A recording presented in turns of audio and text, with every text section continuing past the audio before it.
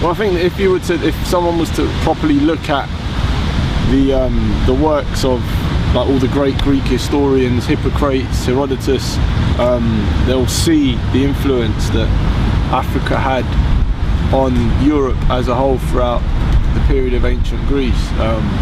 The ancient Egyptians used to have things called mystery schools or mystery systems, where they ran from Sudan all the way up into parts of Turkey, Ionia, places like that.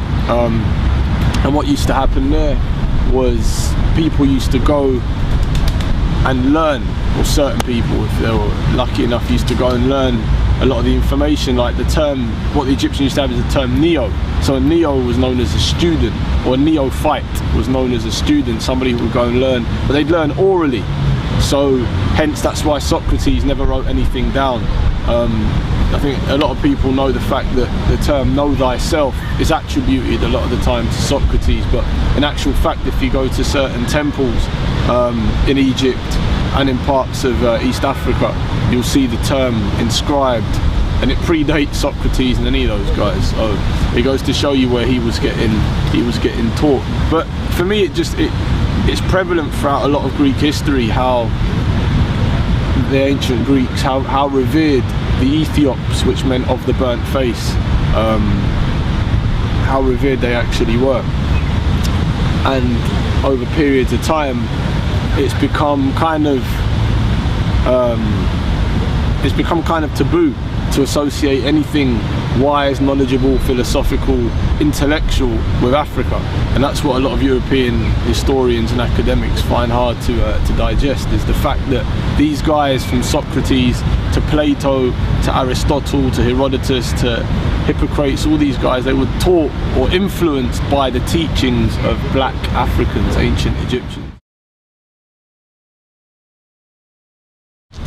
So I think one of the fundamental reasons why Europeans, in general, the European intelligentsia, scholars and academics, why they deny Africa their history, you know, from ancient Egypt all the way through to kind of the major empires from Mali and, you know, and Kush and all those kind of things, is because of the fact that if you accept that these groups of people were responsible for your ascent into history, your ascent into what is known as civilization, then how the hell can you justify enslaving them? And that's part of the problem, is the fact that you've enslaved, you've tortured, you've committed innumerable acts of genocide on the same people that put you in the position that you are in, scientifically, philosophically, academically, and culturally and linguistically, whichever way you kind of want to look at it. And that's one of the fundamental issues, is the fact that the idea of race and racism as an ideology is only 250 years old. It was only at the start of the 17th century where we really started to see a change in the way that humans regarded each other. So it's a very new idea. It's a very pernicious and sick idea that people find it very difficult to undo, because the Greeks never had the concept for race. You know, race before the 17th century was a group of people that shared cultural, linguistic and geographical similarities, whereas once the J.F. Blumenbachs and certain anthropologists, Charles Darwin and his kind of followers and descendants, once they got their hands on the idea of breaking humans down into certain groups, then it started to become more prevalent. You had the phenotypic biological overview of what humans, who they are and what they constitute. And you know, obviously you know, you got the measuring of the skulls, cephalic index, anthropometry, all these different sciences, pseudosciences were invented to try and put the white man up at the top and the African at the bottom. And this was all due to the fact that for hundreds of years before, Africa was the richest, most prosperous cultural hub or center point of the world, which is why Alexander decided, you know, when he went to Cairo, or when he went to Kemet, why he called it Alexandria. That is where everything that, you know, the library in Kemet there's thousands and thousands of books. It's been documented that he took from the library of Kemet back into Greece. Aristotle did the same thing. Alexander never went anywhere without Aristotle, and a lot of the information that was in those books was used and plagiarized by Greek philosophers. And it's not, I don't think it's a matter of trying to say, oh, you know, the Greeks weren't doing anything, and I don't think it's about that. I think it's more to do with who influenced who. You know, people don't look at Charles Darwin and say this guy came up with the theory of evolution completely on his own. He studied theories and schools of thought from kind of anthropology to sociology far back from his time, and that's what people don't realise. I was talking with my friend the other day and we were discussing how the idea of naming something after one person is really quite stupid. You know, the idea of something being Darwinian or Marxism, you know, like attributing one type of thinking to a certain man is very dangerous and illogical at the same time, because everyone has read from someone, everybody studied another period or another part of humanity or another part of history to get to where they are, including Marx.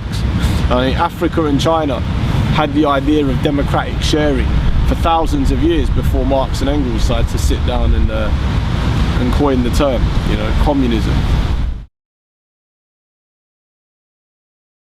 What gave impetus to European development was the Moors and the role that they played from the 8th century through to the 12th century in Portugal and parts of Spain. You know, when they came, they initially would have brought with them language, they would have brought culture, they would have brought philosophy, they would have brought music. All these different factors were responsible, and architecture as well. You know, the way that they built things, the way they designed things. The abacus, that's from the Moors. The guitar, that's from the Moors. Score writing, music, all these kind of things were never before they've been introduced into Europe. It's actually, funnily enough, also that the 8th century was the first period in European history where we start seeing a black-white dichotomy playing out against itself. So before that, there is no real documentation of white racism towards black people. What we started seeing through the period of the Moors was white people actually turning around and trying to say that these black Africans, these black Arabs, are oppressors, they're colonialists, they're this, they're that, and that's what gave birth to the first initial spree of kind of white supremacy or white racism. And then obviously as time played on, that became more consecrated within people's thinking, and it started to pervert the way they regarded one another. But also, the Moors never really, as far as colonial powers go, they didn't knock down any churches. They let the Spanish and the Portuguese continue to practice Christianity, but they just said that, you know, the dominating religion is going to be Islam, but you guys can keep your churches and you can, you know, we're not going to knock anything down, which is complete opposite to what Europeans did when they went anywhere and there was a mosque or, you know, there was a temple. They knocked it down, they bombed it, or they just destroyed it, or they kind of outlawed any other religion apart from Christianity. So yeah, I think the Moors played a really crucial, vital, pinnacle role in European development. And like we were talking about earlier, it was you know, the Chinese invented gunpowder, but it was an Arab artisan in 1304 that actually created the first real mechanism to fire bullets, to fire pistols, and it was the northern Europeans that got hold of that technology around the 13th century, 14th century, and started to use it as a weapon of dominance, and to suit their own kind of political and military needs. But it was never used that aggressively by other groups of people. It'd been used before, but not to the extent in which kind of the British were using it on the Irish, on the Welsh and the Scottish.